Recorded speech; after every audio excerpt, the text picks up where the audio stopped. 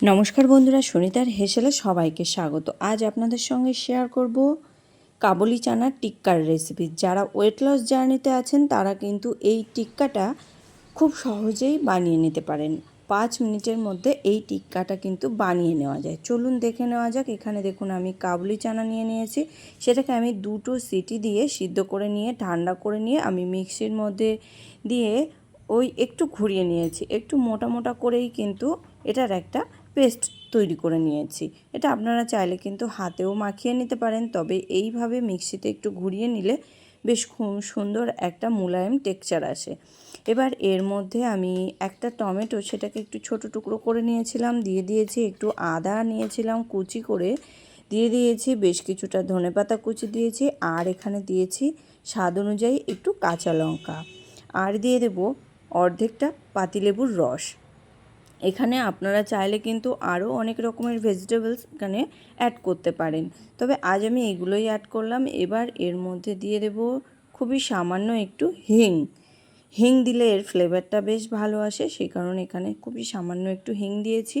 এবার এখানে দিয়ে দেব স্বাদ অনুযায়ী লবণ, পরিমাণ মতো একটু হলুদ গুঁড়ো, আর দিয়েছি একটু লঙ্কার গুঁড়ো। এবার এখানে একটা ভাজা মশলা দিয়েছি। এখানে এবার দিয়ে দেব 2 চামচ মতো বেসন দিয়ে দিয়েছিলাম আমি। সমস্ত কিছু খুব ভালো করে কিন্তু এবার মাখিয়ে নিতে হবে। এখানে ভাজা মশলার মধ্যে আছে জিরে, ধনে, গোটা গোলমরিচ আর গোটা গরম মশলা। শুকনো খোলায় ভেজে গুঁড়ো করে নিয়েছিলাম, সেই মশলাটাই কিন্তু এখানে মিশিয়ে দিয়েছি। খুব ভালো করে মাখিয়ে নিয়েছি সমস্ত কিছু দিয়ে। এবার এখান থেকে ছোট ছোট টিক্কার আকারে কিন্তু তৈরি করে নেব।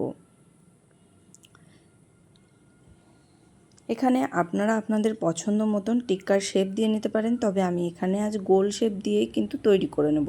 হাতে একটু সামান্য তেল লাগিয়ে নিয়েছি, নিয়েই কিন্তু এইভাবে গোল করে করে টিক্কার আকারে তৈরি করে নেব। আর টিক্কা যখন তৈরি করতে হবে তখন খেয়াল রাখতে হবে সাইড দিয়ে যেন ফেটে না যায়।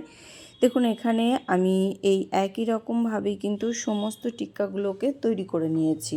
এবার এইগুলোকে আমি একটু শ্যালো ফ্রাই করে নেব, তবে আপনারা চাইলে কিন্তু ডিপ ফ্রাইও করতে পারেন। এখানে আমি দেখুন 1 চামচের মতো তেল দিয়ে নিয়েছি একটা প্যানের পরে।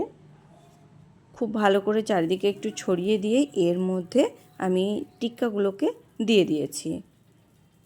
গ্যাসের আঁচটাকে হালকা রেখে হাতে একটু সময় নিয়ে টিক্কাগুলোকে ভেজে নিতে হবে। ওই 4 থেকে 5 মিনিট মতো সময় লাগবে টিক্কাগুলোকে ভেজে নিতে। দেখুন এইভাবেই কিন্তু আমি হালকা লালচে কালার করে টিক্কাগুলোকে ভেজে নেব। এক সাইডটা একটু ভাজা হয়ে গেছে, ওই জন্য উল্টে দিয়ে আর এক সাইডও কিন্তু একই রকমভাবেই কিন্তু ভেজে নেব। বিশেষ করে যারা ওয়েট লস জার্নিতে আছেন তারা কিন্তু এইভাবে এই কাবলি চানার টিক্কাটা তৈরি করে খেয়ে দেখতে পারেন। এটা ভীষণই টেস্টি হয় খেতে, আর পেটও কিন্তু ভর্তি রাখে অনেকক্ষণ পর্যন্ত। বানানো ভীষণই সহজ। এটা আপনারা রাতের ডিনারে অনায়াসে করতে পারেন। এখানে দেখুন আমি টিক্কাগুলোকে কিন্তু একটু ভেজে নিয়েছি, বেশ 2 সাইডে হালকা একটু লালচে কালার করে করে ভেজে নিয়েছি। এবার টিক্কাগুলোকে আমি তুলে নেব, তুলে নিয়ে সার্ভ করব।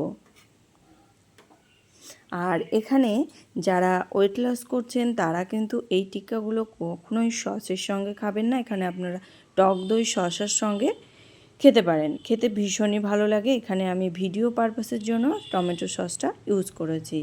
দেখুন কত সহজেই কিন্তু তৈরি হয়ে গেল আমাদের এই কাবলি চানার টিক্কা। এটা কেমন লাগলো অবশ্যই কিন্তু কমেন্ট করে জানাবেন। যদি ভালো লেগে থাকে তাহলে একটা লাইক করবেন, আর সাবস্ক্রাইব করে পাশে থাকার অনুরোধ রইল। আজকের মতো এই পর্যন্তই, আবার দেখা হবে নতুন কোনো রেসিপি নিয়ে। ভালো থাকবেন, সুস্থ থাকবেন, ধন্যবাদ।